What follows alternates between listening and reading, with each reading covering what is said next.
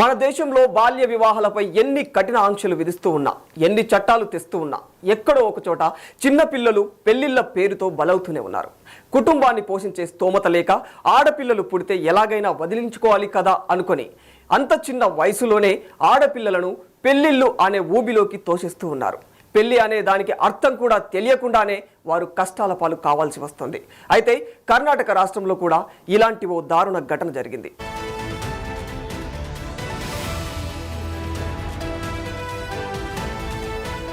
కర్ణాటక హోసూరుకు చెందిన ఓ 14 ఏళ్ల బాలికకు కర్ణాటకలోని కాలికుట్టై పర్వత గ్రామానికి చెందిన 30 ఏళ్ల కూలీ మాదేశ్తో వివాహం చేశారు తల్లిదండ్రులు. పెళ్లి చేసి ఆమెను బలవంతంగా కాపురానికి ఓ పశువును లాక్కెళ్లారు.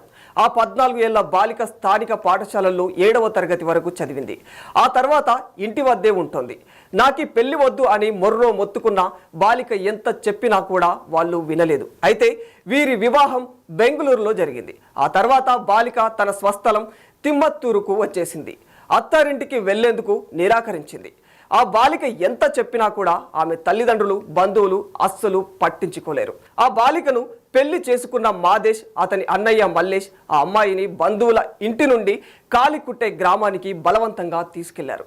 ఆ సమయంలో బాలిక అరుస్తూ కేకలు పెట్టిన వాళ్ళు వినిపించుకోలేకపోయారు. ఓ గొర్రె పిల్లను బలవంతంగా బలికి తీసుకెళ్లినట్లు ఎత్తుకెళ్లిపోయారు. అయితే ఈ దృశ్యాలను ఎవరో సెల్ ఫోన్లో రికార్డు చేసిన సోషల్ మీడియాలో పోస్ట్ చేయడంతో ఈ విషయం కాస్త వెలుగులోకి వచ్చింది. ఆల్ ఉమెన్ పోలీస్ స్టేషన్ ఇప్పుడు ఈ విషయంపై దర్యాప్తు చేస్తుంది. అలాగే బాలిక అమ్మమ్మ పోలీసులకు అధికారికంగా ఫిర్యాదు చేసింది.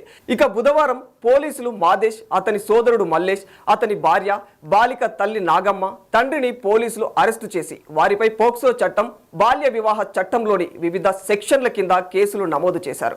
ఆ బాలిక ఇప్పుడు తన అమ్మమ్మ ఇంట్లో ఉంటుంది.